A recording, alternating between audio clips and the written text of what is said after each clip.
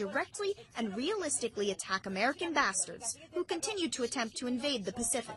Kim's just tested 2 medium-range ballistic missiles. One failed, but weapons monitors call the other one a partial success because the missile flew 250 miles and even briefly entered space. Saying that he can realistically attack Americans and not just the U.S. in general, that's a new level of threatening language from Kim, right? Yes. The potential for provocation and provocative language is enhanced by Kim by the fact that now he has the technology that goes to match the language. When Kim perfects the so-called Musadon missiles he just tested, experts say he'll be able to strike the Aleutian Islands in Alaska or U.S. military units on Guam.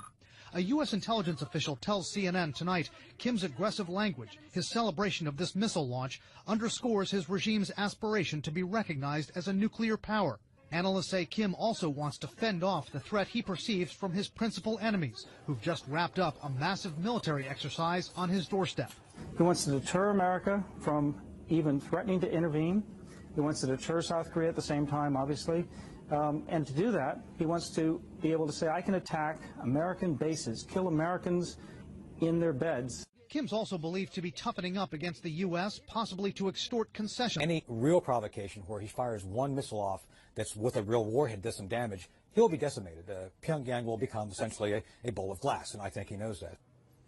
Still, there are tens of thousands of Americans in Kim's line of fire. More than 28,000 American troops are deployed in South Korea. Analysts worry tonight that if Kim tries to provoke South Korea with artillery fire, maybe a commando raid, that a mishap, a miscalculation from Kim's forces could harm those Americans, then we could be in for a dangerous escalation. We are just getting this in. The U.S. officials we are speaking to, Brianna, are telling CNN there was a very serious incident with the Iranian Navy yesterday. Now, this is just one day after that video everyone saw of a different incident. But yesterday, in the northern end of the Arabian Gulf, there was an Iranian fast attack craft that came out into the water and began harassing 2 U.S. Navy ships and a Kuwaiti Navy ship. The Iranians, we are told, were circling the Navy ships. They were coming close.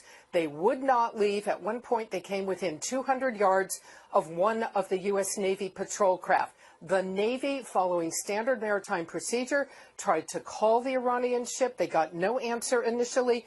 They fired flares. They did then have, a U.S. official says, a brief radio-to-radio conversation with the Iranians, but still, the Iranians did not leave. At that point, we are told that this U.S. Navy patrol craft, the USS Squall, then made the decision and fired 3 warning shots into the water to warn the Iranians to pay attention and to back off. This is standard maritime procedure for the U.S. Navy. It rarely happens. It has happened in the past, but this is standard procedure when a U.S. Navy ship feels threatened and that threat does not back off. That is really the last resort before you take lethal action. You fire warning shots into the water. So just yesterday, 3 warning shots fired at the Iranians. And this comes one day after that video that we all saw that 4 Iranian ships, again, Revolutionary Guard Corps ships, came out and harassed another U.S. Navy ship. Perhaps the bottom line here is to note that the U.S. believes these Iranian boats belong to the Iranian Revolutionary Guard Corps. This is one of the most militant arms of the security and military services in Iran. This is not the regular Iranian Navy. There is always concern that these maritime forces of Iran that are doing this are not under the central control of the government, and there is always concern that things can get out of hand. The U.S. Navy yesterday taking the action to fire warning shots at the Iranians and tell them to back off. Hey, Amra, those propaganda photos out of North Korea really are remarkable because they reveal a side of the North Korean leader, Kim Jong-un, we don't normally see, as he was celebrating with his scientists, projecting so much confidence that he feels he has finally perfected this missile technology capable of delivering a nuclear warhead to his enemies, including the United States.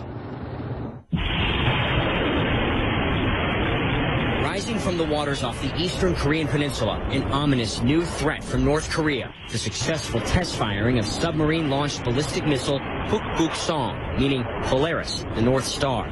a weapon North Korean leader Kim Jong-un says puts the U.S. and its allies within striking range of a nuclear attack. A triumphant announcement on the North Korean news. State propaganda images claim to show a perfect launch. Before dawn Wednesday, anxiety turns to exhilaration. Kim Jong-un and his officers smiling, laughing as they track the missile some 500 kilometers, more than 300 miles, further than any previous attempt just last month failed. A missile fired 4 months ago in April traveled just 30 kilometers, around 18 miles.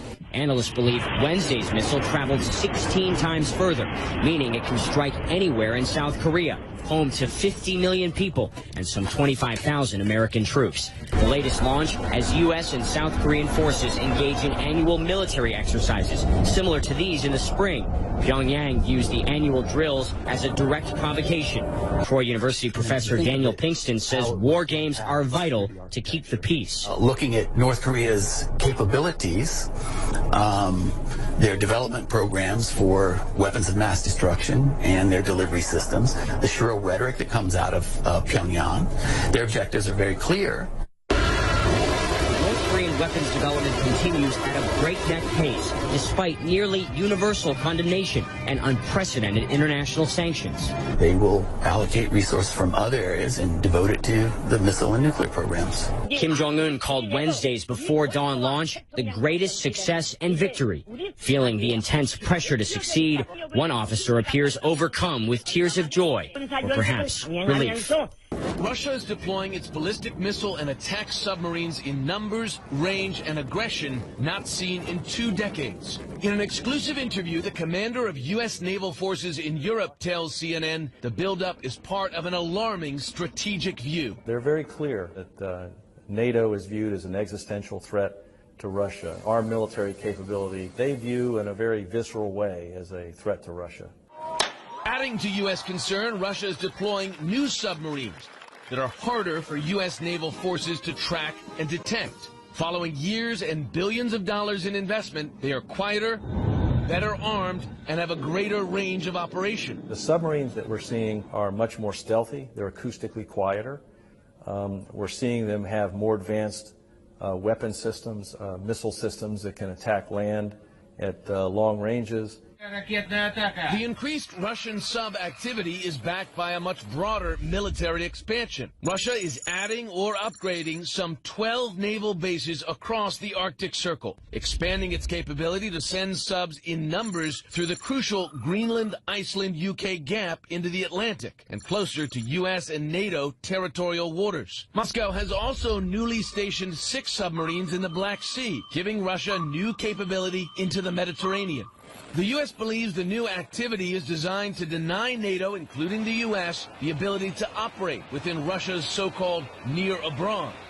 Increasingly alarmed by Russia's new sub-deployments, the U.S. and its NATO allies are launching new training exercises in anti-sub warfare and deploying new systems, including the P-8 Poseidon. These are sonar buoys dropped into the water to track submarines. The plane can be equipped with torpedoes to destroy those submarines. Russia's growing military activity extends above the surface as well. A Russian fighter jet's flyby of the USS Donald Cook this week, coming within 30 feet laterally and 100 feet vertically, is behavior that U.S. naval commanders have not witnessed since the Cold War. We had issued radio calls in both English and Russian, and the aircraft didn't respond and proceeded on a course directly at the ship. So while we've seen these interactions before, this one was different because of the proximity to the ship, the altitude, and the flight path that it took. These are the big guns of Russia's modern army. The Iskander-M missile system seen launching a cruise missile during a carefully choreographed training exercise in April. And yet